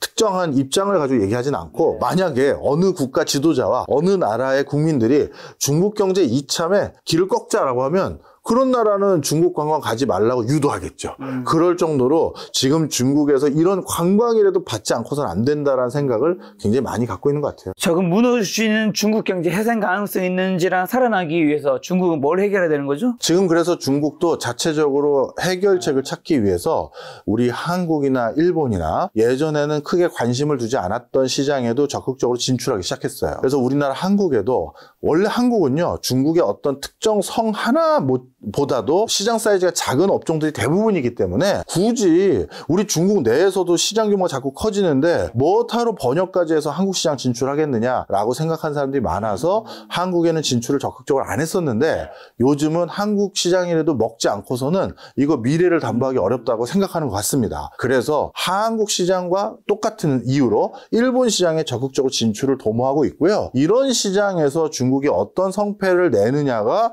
중국이 당분간 버틸 수 있는 여력이 있는지를 확인할 수 있는 기회가 되는 거고요. 그 다음에 지금 중국이 가지고 있는 가장 큰 무기는 싸다는 거예요. 챗GPT 그 비싸게 200불 주고 딥 버전 쓰지 마시고요. 우리 딥시크 만들었습니다. 이거 오픈 소스입니다. 이렇게 돼 있고 미국의 테슬라라든가 그 밖에 피규어라든가 이런 로봇 비싼 거 그런 거 쓰지 마시고요. 우리 중국에서 만든 로봇은 그 가격의 5분의 1입니다. 우리 거 쓰세요 라고 하면서 가격 경쟁력을 바탕으로 신규 사업에서 자신들의 시장을 점유하려고 하고 있어요. 전기차도 마찬가지고 그게 어떻게 성공하느냐 실패하느냐가 중국의 미래의 관건이다 이렇게 보시면 되겠습니다. 자, 저희가 얼마 전에 같이 그 중앙대 김상윤 교수님이랑 박정희 교수님 같이 일본도 갔다 와서 후쿠오카 갔다 왔었죠. 네. 그리고 이번 주에는 교토를 같이 가고 있는데 그래서 일본 경제 어떤지나 소비 투자 수출 고용 상황 어떤 상황인지 여쭤보면서 직접 일본에 어쨌든 후쿠오카 갔다 오셨을 때 그 현지에서 받은 느낌은 어떠셨는지. 일본 경제를 끌고 가는 게 한국인이다. 내수가 우리도 일본 갔던 사람으로서 좀 죄송한 표현이지만 한국에서 소비 안 하고 다 일본 가서 소비하고 이렇게 썼구나. 한국에서요. 우리 가끔 같이 가는 더현대 백화점. 네, 더현대서울 여의도에. 네, 더현대서울 여의도 둘이 예를 들어서 밥이라도 먹고 이렇게 아이쇼핑을 하거나 물건 어쩌다가 살 게 있어서 지나가다 보면 손에 쇼핑백 들고 있는 사람이 거의 없어요. 진짜 없습니다. 없어요. 사람들 잘 몰라서 제가 요즘 경기 안 좋다면서 주변을 봐봐. 백화점 쇼핑백 들고 있는 사람 없지 않니라고 하면 진짜 없어. 없어요. 다 먹으러 와. 구경하러. 구경만 하고 와요. 그런데 일본을 갔더니 후쿠오카에 전부 한국인인데 쇼핑백을 3개, 4개 들어서 백화점에서 그냥 긁은 거예요. 긁었어요. 박정희 교수님도 3개, 4개 들고 계시던데. 네 것도 샀잖아. 사다리에서 졌습니다. 거기 스포츠 매장 이름이 뭐였죠? 알펜이요. 알펜에서 아주 저희가 사대를 했는데 져가지고 저희 아식스 노바블러스 신발을 3켤레 사주셨어요. 예, 왜냐하면 저희는 이제 러닝하려고 한국에서 하려고 했더니 한국에 그 신발이 없더라고요. 그래서 간 김에 샀는데 근데 저뿐만 아니라 그런 사람 많았잖아요. 우리 옆에서 그 노바블러스터 그거 신발 고르던 분도 한국인이고. 맞아, 한국 사람 진짜 많았어요. 네, 우리 다음에 온 사람도 물론 한국인이에요. 후쿠오카가 일본에서 뭐 도쿄라든가 그다음에 오사카, 교토처럼 글로벌한 관광지는 아니라서 그런 것도 있지만 외국 사람 금발이라든가 다른 인종의 분들을 거의 못 보고 거의 일본 사람 아니면 한국인. 바로 그래서 한국 때문에 먹고 사는 상황이 돼버렸고요. 그 다음에 그것뿐만 아니라 외국인 투자, 외국인 창업가, 외국인 기업 유치 이런 것들에 대해서 굉장히 적극적입니다. 그래서 제가 분명히 여기 후쿠오카가 초고령사회, 지역 소멸, 인구 감소를 3, 40년 먼저 걸어갔던 일본의 후쿠오카라는 도시가 이 정도로 잘 버티고 있다고? 그것은 한국인 관광객 말고도 뭔가 굴러가는 요소들이 있는 거거든요. 그리고 나서 국내 돌아와서 후쿠오카와 관련된 후쿠오카 시의 정책이라든가 그 현 전체 정책들을 살펴봤더니 외국인 창업자들 유치를 위한 특구도 만들어졌고 외국인 기업들을 유치하기 위한 별도의 트랙들을 굉장히 활성화시켜놨어요. 그러다 보니까 진짜 일본도 자체적인 소비 투자 고용 이것만으로는 끌어나갈 수 없어서 적극성을 띠고 이런 걸 추진하고 있구나라는 걸 보게 됐고요. 그러면서 저는 우리나라에 대해서 다시금 걱정을 할 수밖에 없었던 부분이 있었습니다. 올해 경제 안 좋잖아요. 안 좋죠. 그래서 한국 정부도 좀 뭐랄까요, 적극적인 재정 지출을 통해서 추경도 하고 돈 좀 더 써서 경기 부양하겠다라고 하고 있어요. 당연히 해야 된다고 저도 생각을 합니다. 여러 방송에서 얘기했어요. 그런데 경기가 안 좋을 때마다 이런 파격적인 수준의 추경, 재정 지출 이걸 언제까지 우리나라가 할 수 있을까에 대한 고민이 있는 거죠. 왜냐하면 어디서 세 수입이 있어야 세출을 할 수 있는 거잖아요. 근데 세 수입이 점점 줄어들 수밖에 없는 게 옆에 있는 일본이나 저 밑에 있는 태국이나 그 밑에 있는 싱가포르나 지금 전부 다 외국인 기업가들 또 외국 기업들 유치하려고 세금을 안 걷어요. 그러면 우리 기업인들 중에서도 일본에서 이미 비즈니스 시작하거나 거기서 창업한 기업인들이 제 주변도 많거든요. 그럼 우리나라에서 뭔가 지난번에 추경 더해서 세금이 많이 부족하네요. 법인세 올리겠습니다. 개인소득세 올리겠습니다. 기타 세금들 올리겠습니다 하는 순간 후쿠오카 우리 1시간도 안 됐잖아요. 그냥 차라리 나 후쿠오카 외국인 특구 창업지구 거기서 창업할래. 거기 조세 혜택도 많이 주고 거기서는 집 산다고 하면 LTV도 110% 주만 10억짜리 집 사는데 11억을 빌려주니 뭐 거기서 난 장사하면서 큰 집에 살래. 이럴 수도 있잖아요. 그러면 이제 슬슬 우리나라도 세금 거두기가 쉽지 않은 거예요. 그래서 일본 경제를 모니터하고 얘네가 이렇게 버티고 있구나를 보다가 이거 한국도 조만간 고민 많아지겠네. 거기까지 저절로 이어지더라고요. 야, 역시 이 배우신 경제학자분은 다르시군요. 일본 후쿠오카 갔다 와서 그런 걸 조사하고 계시고, 저는 한국에 와서 내가 일본에 산 것들이 더 싸게 산 게 맞는지 한국에서 가격 검색해보고 발렌타인 3년 사왔는데 정말 이게 싸게 산 게 맞나 그런 거 찾아보고 있었는데, 그러면 일본이 잃어버린 30년 탈출했다는 얘기도 많이 있는데 진짜 그런 건가요, 이제? 아닙니다. 그건 또 아니에요? 미래 신성장 동력에서 답을 못 찾고 있고요. 지금 나름대로 파격적인 재정정책, 금융정책을 하고 있고, 그 과정에서 간신히 얻은 회복의 모멘텀이 지금이 거의 맥스인 것 같아요. 그래서 손정희를 비롯해서 많은 일본의 선도적인 CEO들이 그 어느 때보다도 미래 신사업에 과감한 투자를 하고 있는 게, 꺼져가는 불씨를 어떻게든 되살려보기 위한 정말 처절한 몸부림이다. 저는 이렇게 판단을 하고 있지, 이걸로 일본 경제가 이제 살아났네요, 이렇게 보지는 않고 있습니다. 자, 일본과 연결해서 그럼 한국 경제 좀 여쭤보려고 하는데, 우선 그 전에 저희가 같이 여행을 갔었기 때문에, 저희가 공항에 갔을 때, 물론 이제 저는 사실은 이제 그동안 유튜브 한다 정신이 없어서 여행 잘 못 갔었잖아요. 그래서 올해 저희 핵심 삶의 포커스가 여행이 하나 있는데, 공항에 갔는데 그때 설 연휴 직전이었는데 진짜 줄이 어마어마했잖아요. 근데 저는 이제 여기서 뭔가 안 맞는 게, 공항에 사람이 너무 많고, 그 다음에 설날 때도 물론 연휴가 긴 탓도 있었겠지만 인파가 넘쳤다는 얘기 들었어요. 그리고 한쪽에서는 한국 경제 지금 너무 어렵다, IMF만큼 위기다, 이거 어떻게 해석해야 돼요? 요거는 제 요즘 지론을 아시잖아요. 어렵다는 거는 뭘 표현한 거냐면 양극화를 표현하는 거예요. 우리가 양극화가 일어났을 때 절반은 예전보다 더 잘 살게 됐고 절반은 더 못 사게 된 게 아니라, 상위 10% 정도는 더 잘 살게 됐고 나머지 90%는 예년보다 빡빡해지는 게 양극화잖아요. 우리가 외국에서 봤던 사람들은 상위 10%에 준하는 사람들일 가능성이 훨씬 높은 거죠. 그리고 거기에 못 미치더라도 빡빡한 일상 속에서 나도 숨 좀 돌리도, 그렇죠, 숨 좀 돌리고 한번 삽시다. 그렇게 해서 모처럼 올해 처음이자 마지막 여행으로 글로 간 분들인 거죠. 그런 걸로 생각하시면 좋을 것 같아요. 한국 경제는 그래서 양극화가 지금 전개되고 있는 흐름이고,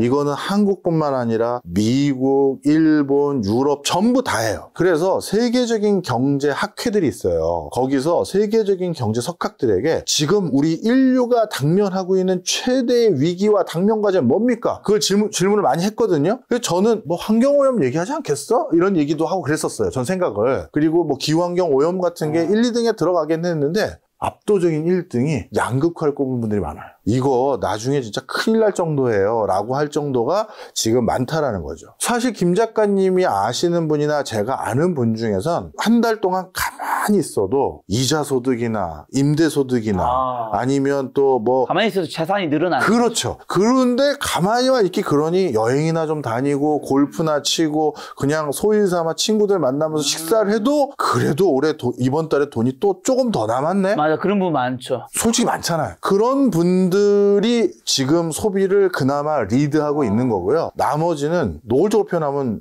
빚 있는 사람도 많아요. 그만큼 힘든 상황이다. 자, 그러면 한국은 어쨌든 수출을 먹고 사는 나라잖아요.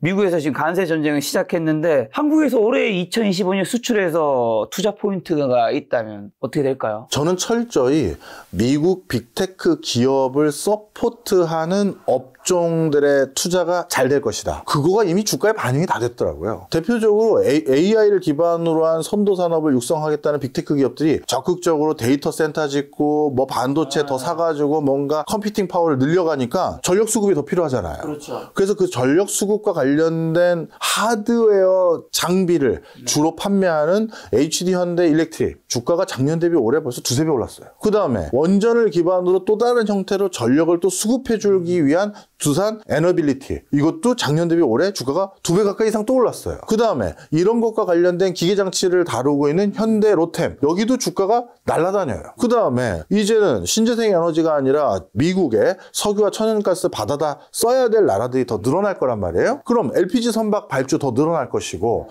이런 것들과 함께 해서 HD 현대 마린 엔진도 주가가 날아다녀요. 그래서 우리나라도 국내 주식시장이 전부 주저앉았습니다. 이거는 착시 효과예요.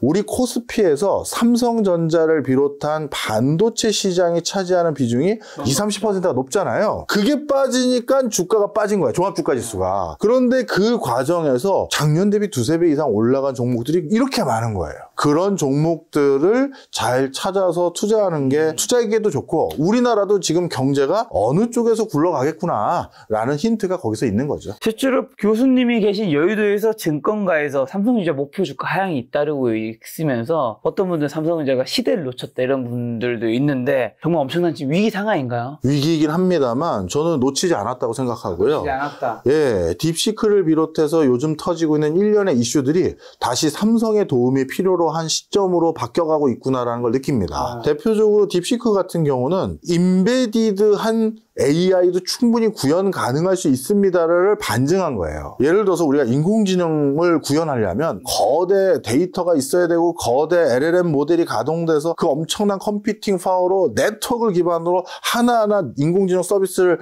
줘야 됩니다 라고 했던 게 거의 디폴트였는데 갑자기 중국의 어떤 스타트업이 우리 90억 정도 가지고요. 그 챗GPT 같은 거 만들었어요. 우리가 만든 건 금융, 수학, 공학 이 세 가지는 기능이 아마 유사할 겁니다. 딱 했어요. 90억 가지고 그 세 가지 기능 부분을 써봤더니 뭐 미국 데이터에 의존했느니 챗GPT를 한 텀으로 필터링해서 이용했느니 여러 가지 얘기가 있습니다만 하여튼 구현이 됐던 건 사실이고 초기 얘기한 거 이거 다 뻥이다라고 얘기했었는데 슬슬 확인해봤더니 어느 정도 뻥이 아닌 게 확인됐거든요. 이게 무슨 소리다? 미국 빅테크 말고 나름대로 중견 중소기업들도 자체적인 업종에서만 가동되는 AI 모델과 서비스 충분히 90억이면 만들 수 있는 방법이 있다라는 거예요. 그 얘기는 또 달리 말하면 우리 지금 삼성이 AI 스마트폰은 전 세계에서 선도하고 있거든요. 근데 AI 스마트폰을 우리가 일상에서 잘 안 써요. 이게 습관이 되는 게 중요한데 챗GPT라든가 퍼플렉시티라든가 이런 거 쓰실 때는 주로 뭔가 내가 진중한 작업을 해야 되다 보니 노트북이나 컴퓨터 앞에서 칠 때 주로 쓰시지 않으세요? 맞아요. 우리 챗GPT 스마트폰을 쓰는 사람은 우리 주변 사람들 중에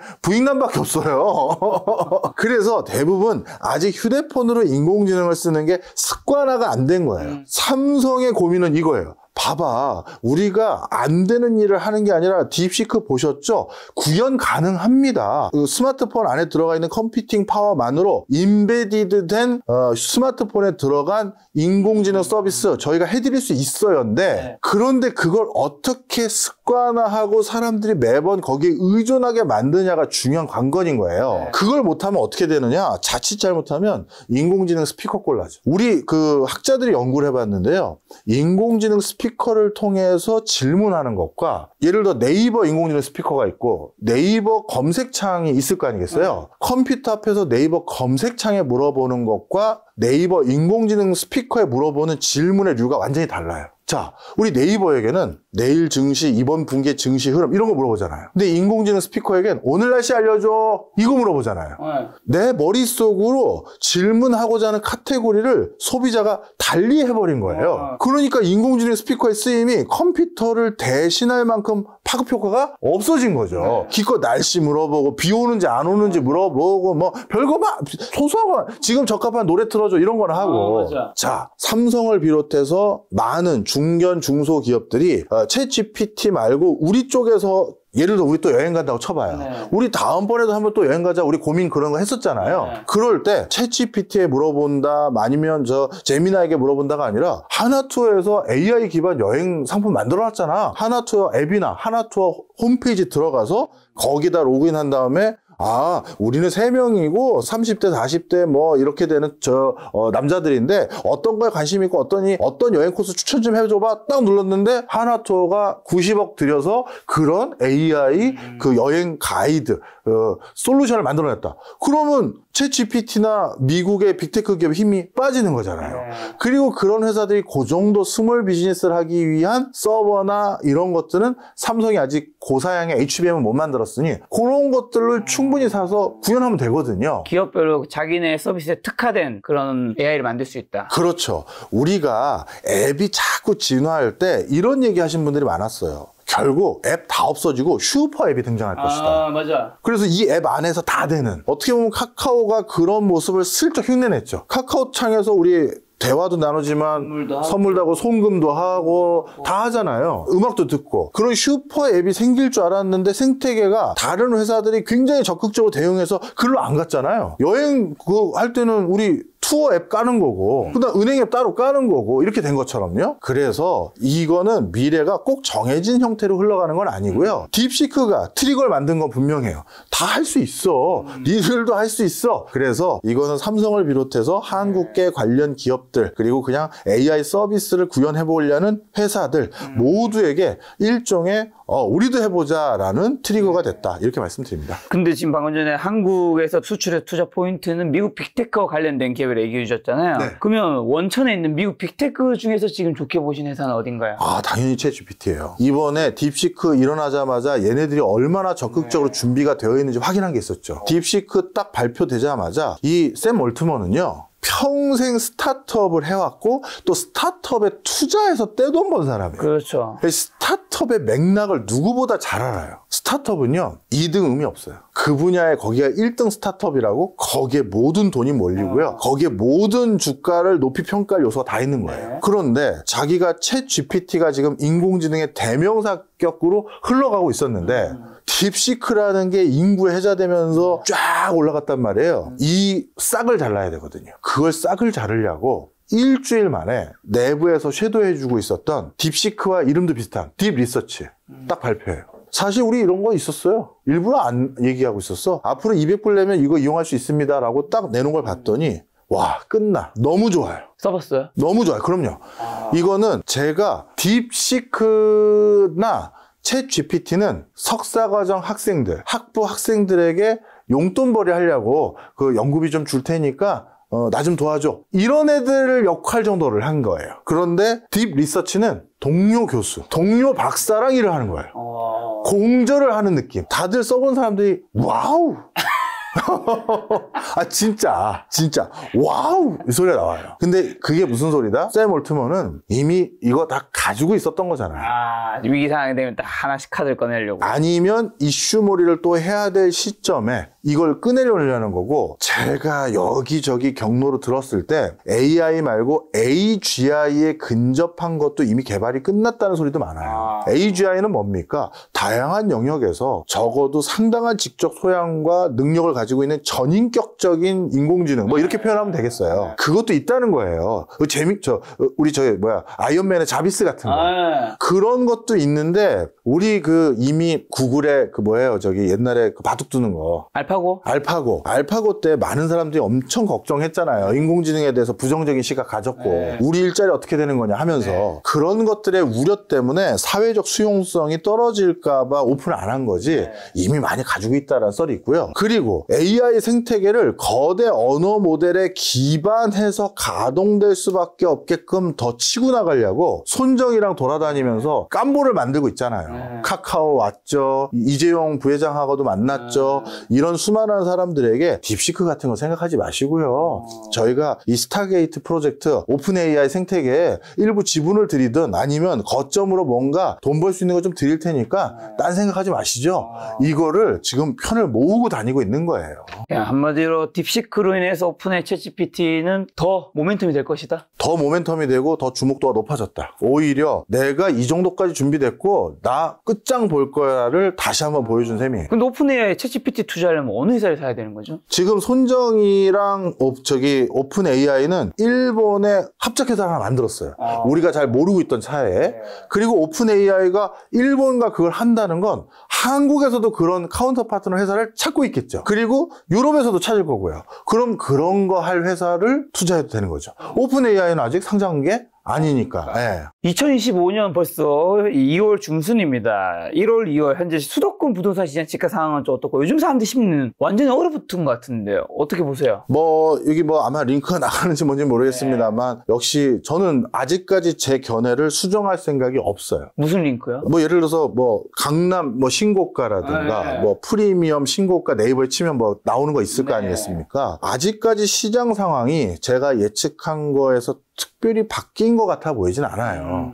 그래서 강남 지역의 프리미엄 아파트들에 대해서는 여전히 가격이 더 올라가요. 올라간다고 보십니다, 올해. 네. 그리고 그렇지 않은 지방이나 또 수도권에서도 선호 지역이 아닌 곳은 역시 올해도 더 주춤해질 가능성이 많다. 제가 거기 매물 가지신 분들이 많아서 더 떨어진다는 말은 차마 좀 그렇고 주춤하다고 표현하겠습니다. 그렇게 희비가 엇갈릴 가능성이 많아요. 그런데 오늘 방송을 찍는 이틀 전인가 3일 전에 한국부동산원 통계로 서울 부동산 가격도 다시 상승으로 돌아섰다라는 통계가 나왔거든요. 아, 진짜요? 예. 그런데 이거는 서울 전체. 지금은 저는 양극화라고 전망하는 사람이니까 네. 전체 통계는 의미가 없어요. 예를 들어서 제가 우리 반평균이 올랐어요. 그렇다고 내 성적이 오른 걸까요? 아니죠. 아니죠. 반성적이 양극화된다는 건 반평균은 올랐지만 그중에 오르는 애들이 좀 더 올랐고 떨어지는 애들은 조금 덜 떨어져서 그래서 평균이 오를 수도 있잖아요. 그래서 한국부동산원에서 몇 개월 만에 드디어 서울 부동산 뭐 가격이 다시 반등했다라는 그 신문 보도가 났길래 그래서 아닌데 난 대세 상승은 아니라고 생각하는데 하고 들어가 봤죠. 부동산원 사이트에. 그랬더니만 역시 희비가 엇갈렸는데 올랐던 곳에서 좀 더 숫자를 좀 튀어준 거예요. 그렇게 봐야 되는 거예요. 올랐던 동네는 어떤 데예요? 예를 들어서 간단히 말씀드리면 이런 거예요. 대기 어디세요? 어디 삽니다. 오우. 됐죠? 강남 3구 말씀하시는 네. 거군요. 그러면 근데 어떤 분은 또 이야기 하더라고요. 어쨌든 그게 아닌 지역은 하락세가 있잖아요. 네. 여기서 하락이 되는 분위기가 이쪽으로도 전염이 되잖아요. 예를 들면 금리 한창 이제 미국에서 올릴 때 그 당시에 이제 LTV 이제 강남 3구나 이런 데는 그게 제한돼 있으니까 어차피 대출이 안 되기 때문에 안 떨어진다는 얘기가 되게 많았죠. 집값이. 네. 근데 실제로는 단대 떨어지면서 강남 3구도 많이 떨어졌단 말이죠. 네. 이번에도 지금은 여전히 강남 3구가 버티고 있지만 그 이제 선호 지역이 아닌 지역에서 계속 떨어지면 강남 3구도 떨어질 수 있는 거 아닌가요? 네, 중요한 말씀 하셨어요. 대세 상승장에는 영끌을 기반으로 하거나 아니면 영끌은 아니더라도 대출 여력이 꽤 있는 우량한 신용 등급을 가진 사람들이 강남에 갭 투자를 하거나 선도적으로 지른 사람들이 많았어요. 근데 그 물량들이 많이 그 사이에 소진된 거예요. 앞으로 대세 상승이래 라는 때 그럼 나도 좀 들어가서 몇 프로라도 먹어야지. 거기 강남에서 몇 프로 먹으면 그건 억 단위잖아요. 그렇죠. 그러다 보니까 들어갔던 매물이 시장 상황 달라지니까 이번 투자 아니면 이번에 내가 오판했네 하고 많이 빠져서 그때는 같이 빠진 거예요. 근데 지금 남아있는 강남의 매물은 그런 무리한 투자의 매물은 이미 소진이 돼버렸고 뭐 내가 예를 들어 견실한 뭐 중소기업 사장인데 우리 회사 너무 어렵다. 지금은 내가 우리 집 팔아서 그걸로 회사 좀 일단 살려야겠다. 우리 가게 좀 살려야겠다라든가 아니면 이제 애들 다 키우고 난 현금 좀 확보하고 그리고 좀 외진데 좀 작은 아파트로 이동해야지 아니면 조금 강남 내에 작은 아파트 이동해야지 하는 그 매물들이 좀 나오는 거예요. 그러다 보니까 지금 다 같이 부동산 얼어붙었다고 하는데 옛날만큼 강남은 잘 안 빠지는 이유가 거기 하나 있는 게 있고요. 그리고 또 한 가지는 점점 문제는 지방이에요. 지방에서 부동산 경기가 점점 살아날 기미가 안 보인다고 판단한 지방의 재력가들이 그 사이에 원정 매매를 서울에 똘똘한 한 채로 많이 왔어요. 그 사람들의 수요가 또 밑을 받쳐준 거죠. 더 많이 안 빠지게. 그런데 똘똘한 한 채 선호해서 지방에서 올라오는 그 물량은 조금 이제 소진됐어요. 그것도 올라올 사람들 많이 올라온 거죠. 그러다 보니까 지금은 강남이 거래 양이 더 많이 줄었고, 많이 줄었죠. 네, 그 과정에서 간간히 이제 뭐라고 할까요? 이게 참 불편한 진실인데 예를 들어서 우리 김 작가님이 우리 부동산 시장을 전망할 때 꼭 기억하셔야 될 게 있어요. 강남 사람들은 강남 부동산을 살 때 모두가 다 투자 목적으로 사는 게 아니다라는 걸 하나 기억해야 된다. 예를 들어서 좋은 차를 샀어요. 외제 슈퍼카를. 네. 투자 목적으로 사신 거예요? 제가 뭐 돈이 여유 있으면 즐기기 위해서. 그렇죠. 다시. 그 다음에 여성분 한 분이 어떤 돈 모아서 명품백 하나 샀어요. 그게 되팔 때 제값 받고 더 돈을 많이 받을 수 있어서 샤테크 한다고 산 걸까요? 아니죠. 그렇죠. 즐기기 위한 거예요. 자산이 어느 정도 돼서 충분히 나도 좀 좋은 동네 살고 싶어라는 니즈가 있는 사람들은 그거 하나로 가서 사는 거예요. 투자가 아니라는 거죠. 그래서 그쪽 시장을 그냥 완전히 투자만 가지고 지금 이런 상황에서 거기에서 그 집 산 사람은 뭔데? 이렇게만 보면 안 되는 그런 흐름이 또 있다는 거예요. 그걸 좀 기억을 해주셨으면 좋겠다는 거죠. 그리고 또 그런 것도 있다면서요. 예를 들면 뭐 다주택자들을 규제하는데 그분들이 그러면 팔아야 되는데 뭐부터 팔 거냐 이거죠. 안 좋은 것부터 팔다 보니까 결국엔 마지막 남은 거 하나는 결국엔 서울에 그것도 노른자 땅이 강남 3구 뭐 용산구가 되니까 여기 집값이 앞으로도 계속 오른다. 이건 뭐 너무 맞는 말인가요? 뭐 그것도 맞는 말이고요. 네. 계속 말씀드리지만 이게 참 불편한 일이에요. 전 세계적으로 부동산 시장이 정말 양극화돼 가고 있거든요. 네. 오르는 지역은 더 오르고 떨어지는 지역은 더 떨어지고. 왜 그러냐? 실제 소득도 양극화되거든요. 아까 우리 얘기했던 전편으로 나갔을지 모르겠습니다만 네. 우리 사회도 상위 10%, 5% 이 정도 되는 사람은 가만히 있어도 돈이 더 벌리는데 나머지는 어렵고 이렇게 되는 거죠. 아마 이번에 한남 4구역인가요? 재건축 이제 삽뜨잖아요. 거기에서 봤더니 전층과 전동 호수가 한강 조망권으로 끝내주게 조망도 나왔더라고요. 그거 보는 순간 이제 어떻게 된다? 나머지 아파트들은 다 또 옛날 아파트 돼버리는 거예요. 그러면 구닥다리 아파트 우리 건 또 어떻게 재건축 재개발하느냐 이 소리 나오겠죠. 그러면 이제 또 그런 것들이 또 호재를 만드는 지역들이 또 생기겠죠. 그리고 정부에서 사실 대출 규제 여파로 시장이 얼어붙은 것도 있잖아요. 그럼요. 그건 올해 풀어주나요? 아닙니다. 정부가 확실히 지금 이런 표현이 맞는 것 같아요. 쫀 것 같아요. 전 세계에서 부동산을 온전히 자기 돈으로만 살 수 있게끔 놔둔 국가는 없어요. 왜냐하면 한두 푼 들어가는 게 아니지 않았습니까? 그러니까 불가능하죠. 그거. 예, 그래서 나름대로 경제, 시장 경제에 불이익을 주지 않는 선에서 그래도 자산과 그 다음에 국토라는 중요한 경제 재화가 효율적으로 사용되게끔 만들려면 이사도 원할 때 원하는 시점에 원하는 장소 편하게 갈 수 있게 해주고 공장도 이전하고 상가도 이전할 수 있게 해줘야 되는데 그럴 때는 자금 지원이 어느 정도 들어가야 되는데 우리나라는 그거 했더니 부동산이 폭등하더라. 그래서 지금은 좀 막고 있고요. 올해도 그 막는 기조가 더 유지될 것 같아요. 그래서 양극화로 더 치닫는 흐름 중에 일부가 지금 서서히 진행되고 있는 걸로 보여집니다. 지금 부동산 상승 얘기하시는 분들 26년, 27년 공급 부족 절벽 시작돼서 집값이 폭등하는 슈퍼사이클 얘기하시는 분들도 있죠. 저는 동의하지 않아요. 아, 동의하지 않나요? 저는 일단 공급이 26, 27에 적은 건 맞나요? 적은 건 사실입니다. 적은 건 사실인데. 네. 이렇게 보시면 좋을 것 같아요. 제가 자꾸 양극화를 이게 좋은 단어가 아니거든요. 네. 그래서 오죽하면 제 지인들이 형 양극화라고 하지 말고 시장이 구분된다 어때? 뭐 그런데 잘 안 하던데. 뭔 소리인지를 모르잖아요, 그게. 저도 뭐 누구 기분 상하게 만들고 싶겠어요. 근데 제가 양극화를 주장을 자꾸 하는 이유가 대한민국의 부동산이 대세 상승기였던 시점은 두 가지밖에 없어요. 첫 번째, 국가 경제가 좋았을 때예요. 우리 옛날에 저기 중동 건설 붐이 있었을 때 중동 근로자로 나갔던 사람들이 큰 돈 벌어서 들어와서 나도 이제 고생했으니 내 집장만 해야겠다. 그때 우리 서울 확장하면서 시 아파트, 새 아파트 지을 때 거기에 맞물려서 우리 딱 건설 경기 타면서 부동산 확 올라갈 때 있었죠. 그리고 80년대 3조 호황 때 그때 또 집장만 한 사람들도 확 또 부동산 같이 올라갔었죠. 그래서 우리 경제가 좀 좋았을 때 그때 부동산이 대세 상승이 많았어요. 그래야지 소득이 늘어날 테니까. 그렇죠. 소득이 늘어서 부동산이 올라간 것도 있고요. 맞물리는 거예요, 계속. 그래서 우리나라가 그동안 고도 성장을 해왔던 대표적인 국가다 보니 해방 이후 60년대 이후부터 본격적인 경제 성장 거쳤을 때 지금까지 통계를 봤었을 때 뭐 3년 제일 많이 부동산이 떨어졌을 때가 3년이고 나머지는 다 올랐던 기간이다라고 얘기할 수 있었던 게 요 구간들 때문이에요. 근데 이제는 저성장 국가잖아요. 자, 그런데 저성장 국가이고 경기가 안 좋았을 때도 집값이 올랐을 때가 있어요. 네. 언제냐면 경제가 크게 안 좋았을 때예요. 왜?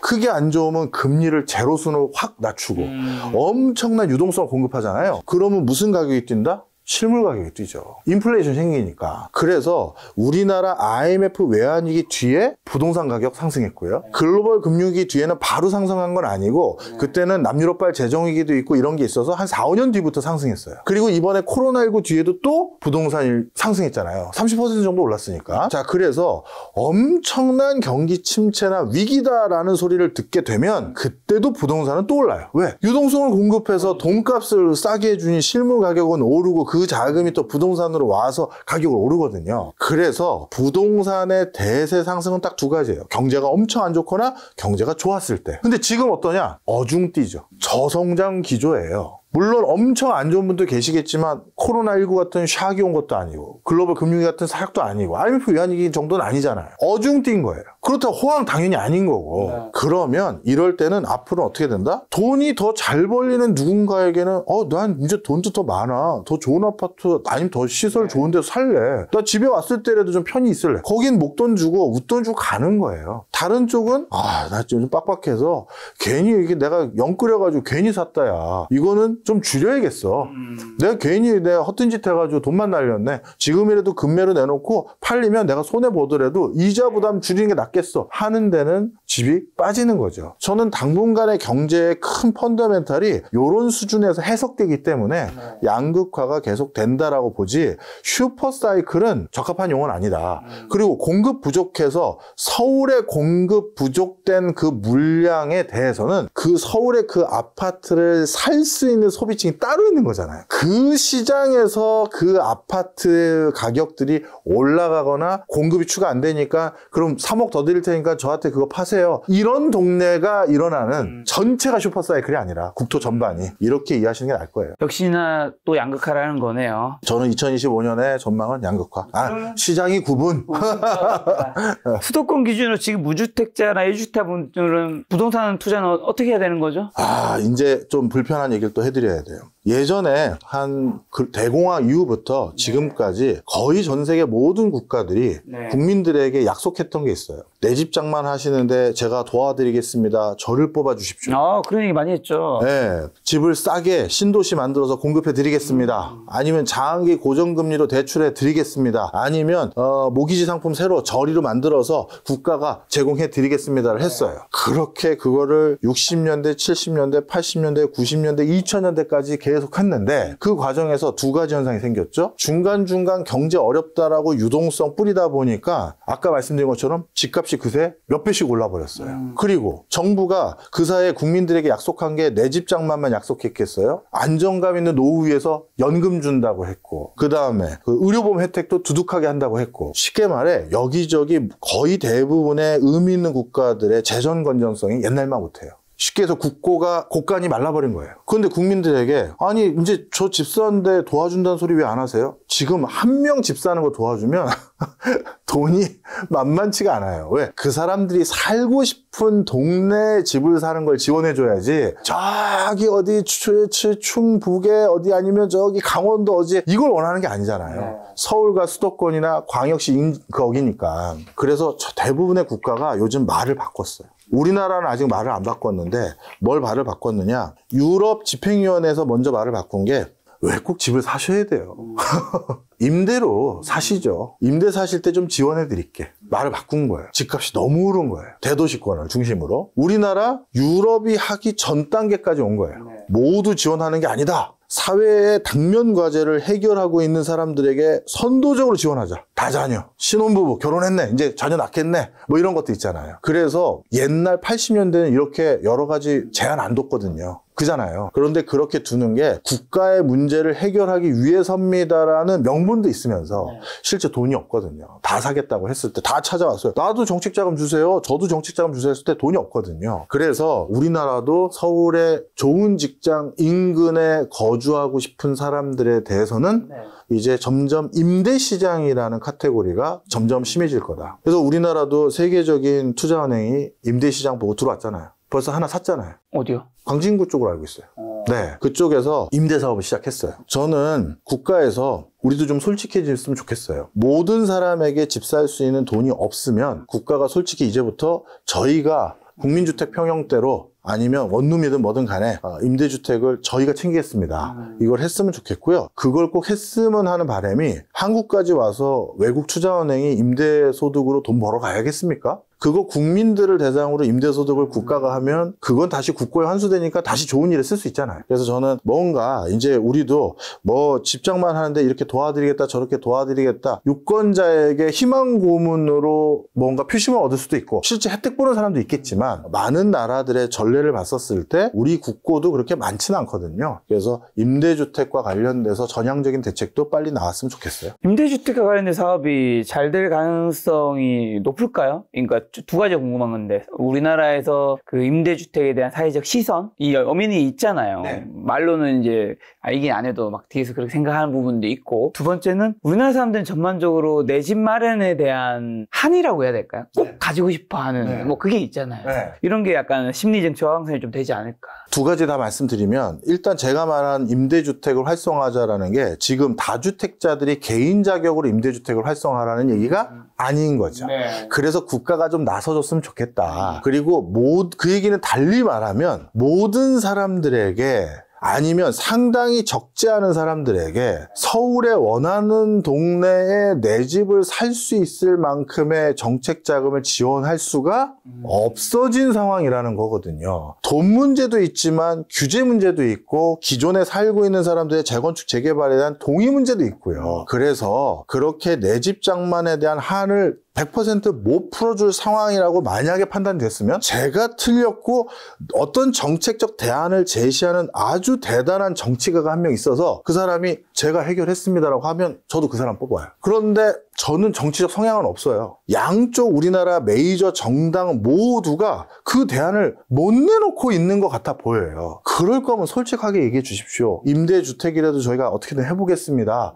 라고 하면서 그래서 그건 어떻게 할 거고 어디다 짓고 어떻게 할 건지 얘기를 해달라는 거예요. 자, 오늘 이야기 마지막 정리한 질문으로 2025년 그러면 예금, 채권, 주식금, 달러, 비트코인 중 어떤 자산을 좀 늘려가야 되고 트럼프 시대 V 시그널은 뭘까요? 변혁기에는요. 네. 무조건 주식 잘 고르면 그게 최고입니다. 지금은 바이든과 다른 길을 가겠다는 대통령이 오신 거잖아요. 이럴 때는 주식 잘 고르면 우리 코로나19 때처럼 적지 않은 엄청난 수익을 거둘 수 있어요. 그래서 주식에 대해서 옥석을 잘, 대세상승장은 아니니까요. 옥석을 잘 가려서 투자를 하시기를 권해드리고 싶고요. 그리고 비트코인 이미 본인이 공약해 놓은 것들이 상당히 많이 있습니다. 트럼프가요. 그리고 자식들도 정치가로서 활동하는 거에 대한 초석을 자기 임기 때 만들려고 하는 게 트럼프의 입장이기 때문에 비트코인도 앞으로 상승 여력은 충분하다. 그리고 미국이 지금 전 세계에서 가장 강성한 그 기조로 들어갔어요. 그냥 미국 경제도 나쁘지 않고 미국의 힘이 아직 있어요. 그럴 때니까 강달러 기조도 유지가 된다. 그럼 강달러 기조가 유지되는 과정에서 주식 투자를 해도 미국 주식이 좀 나을 수 있는 구간도 있겠죠. 그렇다고 뭐 1,500원까지 넘어서는 일이 고착화되냐? 저는 그렇게까지 예상하진 않아요. 1,400원대에서 1,300원 후반대 정도로 예상하는데 하여튼 그것도 엄청난 강달러지 않습니까? 옛날에 비해서. 그런 정도로 저는 추천드리고 이런 변혁기 때 예금을 가지고 있는 거는 이거는 너무 보수적이지 않습니까? 금은요? 금이요? 제가 사실 실물은 좋아해요. 제가 주임 교수로 있고 학과장 역할을 하고 있는 데가 바로 실물투자 분석학과잖아요. 명지대학교. 네. 거기서 가르치는 것 중에 하나가 부동산이고 금이고 이런 건데 왜 금에 대해서 제가 등한시 하겠습니까? 분명 있는데 내 돈은 더 상승할 때 넣어야 된다는 거잖아요. 제 나이가 아직 뭐 엄청 보수적으로 투자할 나이는 아니라고 저는 생각하거든요. 그래서 이제 뭐 20대 후반이 뭐 자, 그래서 주식이나 비트코인 저는 이런 데 더 관심 뒀으면 하는 바람입니다. 곱하기 2배 하면 그게 더 근접할 겁니다. 가시기 전에 말랑말랑한 질문 두 가지만 여쭤보면 그럼 이제 우리가 사실 김작가 TV든 뭐 여의도 맨션 교수님이 유튜브 채널 하단 배너 뜨고 있을 텐데 거기든 뭐 수많은 경제 채널이 있잖아요. 예를 들면 트럼프 시대에 주식이 오른다고 얘기하는 사람도 떨어진 사람도 있고 비트코인도 오른다고 얘기하는 사람도 있고 떨어진 사람도 있고 부동산도 오른다고 떨어진 사람도 있고 또 그분들도 다 그에 맞는 자료를 다 가져가 설명한단 말이죠. 그럼 시청자분들 요즘에는 이제 정보가 없는 세상은 아닙니다. 정보가 너무 많은 세상에 돈이 되는 정보를 선택하는 그 결정, 결국 결정을 해야 되는 건데 이건 좀 결정할 때 힌트라고 해야 될까요? 뭘 딱 기준점을 잡아야 되는지 사실 오늘 교수님 말씀하신 거에도 돈이 되는 정보도 있었을 것이고 안 되는 것도 있었을 것이고 다 맞췄으면 교수님이 지금 여의도 맨션 하고 있겠습니까? 한국 맨션 하고 있겠지. 일단 오늘은 다 돈 되는 얘기만 해드렸고요. 자, 설명을 드릴게요. 중요한 얘기를 해주셨어요. 학자들의 얘기는 돈을 투자하는데 사용하는 게 아니라 돈을 투자하는데 어떻게 보면 타산지석으로 삼고 아니면 지침으로 삼을 멘토들 있지 않습니까?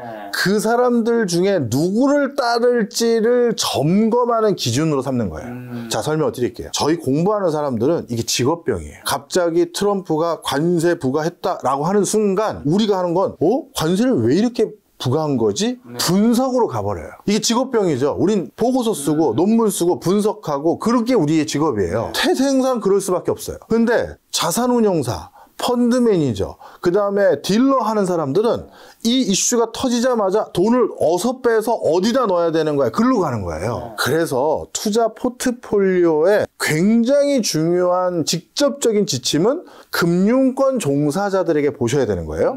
자, 그런데 금융권 종사자들의 얘기가 다 다르잖아요. 그러니까요. 그건 당연한 거예요. 그리고 부동산도 상승론자다, 하락론자다, 저 같은 양극화론자도 있는 거지만 하여튼 그런 사람들이 무조건 있을 수밖에 없는 게 그래야 매매가 되잖아요. 그렇죠. 누군가는 지금이 비싸다고 생각하니까 파는 거고 누구는 지금이 싸다고 생각하니까 살 수가 있는 거거든요. 시장의 견해는 계속 다른 겁니다. 자, 그런데 그럼 그때 누굴 믿어야 되느냐? 최악수를 말씀드릴게요. 이 사람 괜찮아 보이니 저 사람이 추천한 거 하나, 요 사람 괜찮아 보여서 요 사람이 추천한 거 하나, 이러다가 그 사람들 각각이 투자 포트폴리오를 짰을 때 그 사람들이 잘못 선택한 것만 다 살 수도 있어요.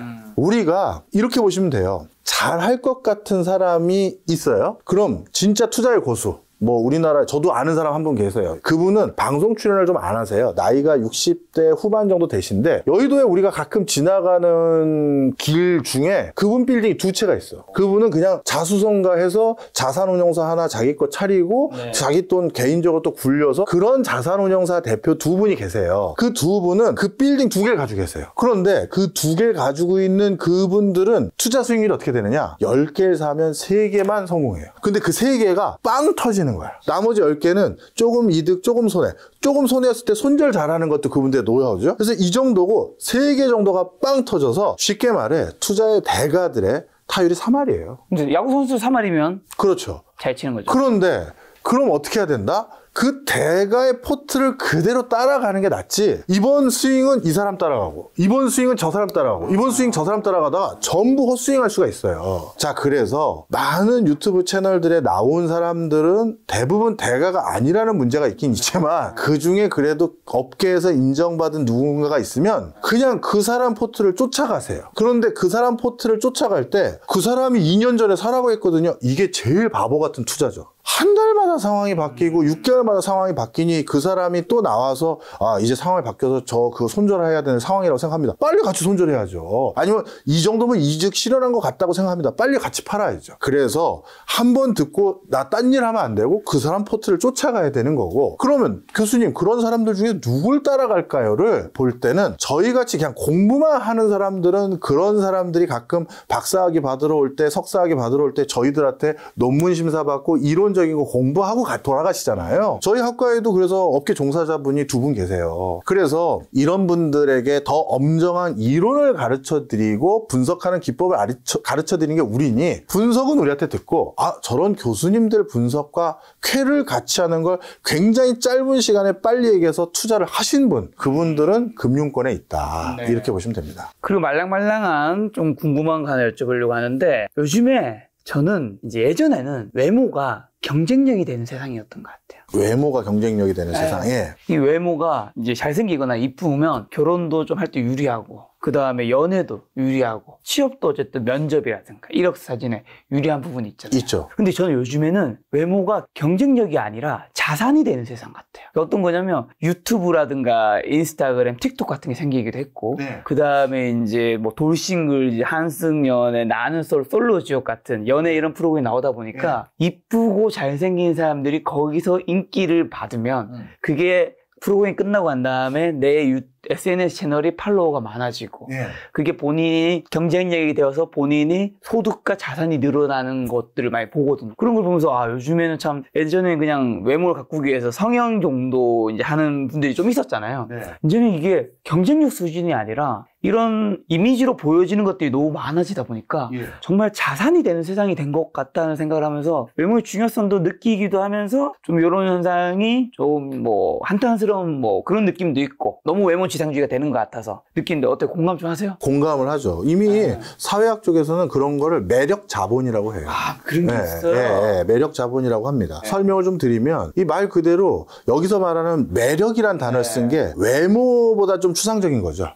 그 사람이 매력이 있는 거예요. 우리 예전에 저 때 최고의 스타는 김희선이었어요. 아, 저도. 아, 그렇구나. 그러면 김희선은 누가 봐도 객관적인 미인인데 미인이죠. 요즘 우리 쪽에 우리나라에서 최고의 여성 배우, 여배우들 보면 객관적인 미인이 아니라 매력 있는 분들이 많잖아요. 그잖아요. 그러다 보니 이제는 그냥 옛날처럼 눈하고 코하고 다 김희선 비슷하게 만들어주세요. 한혜슬 비슷하게 만들어주세요. 전지현 비슷하게 만들어주세요 해서 그런 진짜 FM 미인이 아니라 뭔가 쌍꺼풀도 없는데 웃는 모습이 예뻐요. 그리고 그 사람은 뭔가 털털한 모습이 예뻐요. 그런 매력, 그 매력이 자본이 된 거예요. 그래서 우리 뭐 김 작가님도 남다른 매력을 유튜브에서 남겼기 때문에 뭐 솔직히 네가 정우성은 아니잖아. 그런데 그런 뭔가 매력이 있기 때문에 굿잡. 네.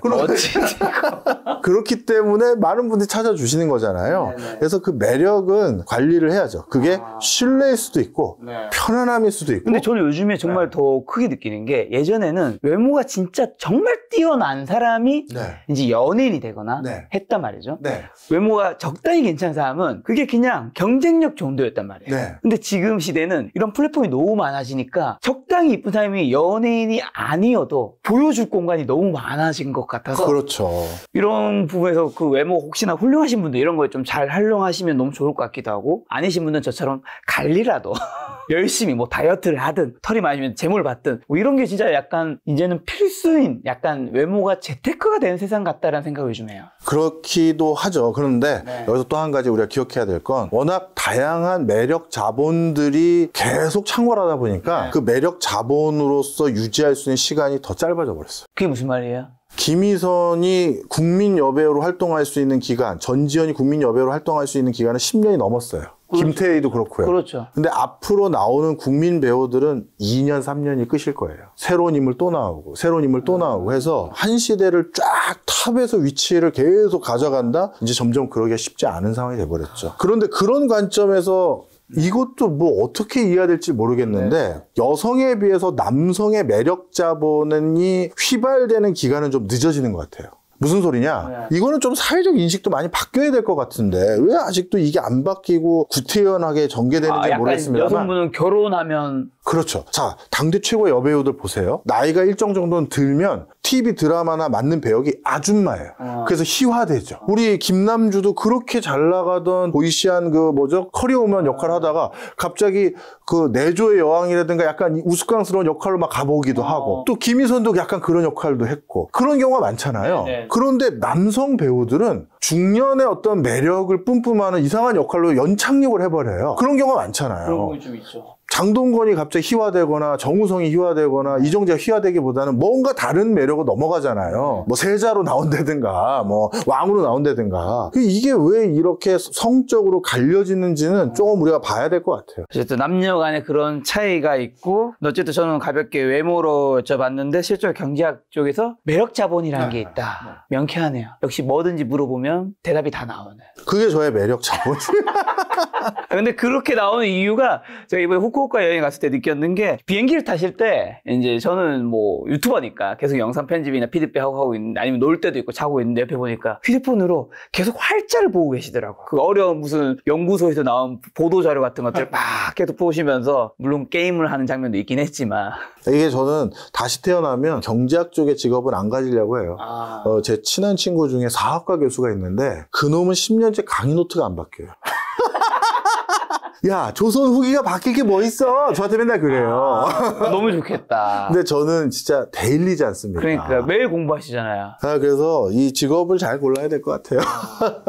알겠습니다. 저희 시청자분들에게 마지막 하시고 싶은 말씀이 있다면요? 예, 경제라는 게 저처럼 공부하는 사람에게는 감언인설을 듣고 싶어서 초대해 주는 것 같진 않더라고요. 그래서 그냥 공부하는 게 때로는 가슴에 멍이 되더라도 또는 귀에 거슬리더라도 그냥 저희 같은 사람이 있는 그대로 얘기해야 어느 정치가는 또 이거 큰일 났구나 해서 세상 바꾸는데 더 경각심도 갖고 그런 거 아니겠습니까? 예, 저희가 또 하는 일이 그런 거니까요. 조금 기분 상하는 발언들이 있다 하더라도 너그럽게 이해해 주시고요. 공부를 제가 많이 못해서 잘못된 견해한 건 제가 100번 반성하고 더 열심히 공부해야죠. 다음에는 더 열심히 공부해서 찾아뵙겠습니다.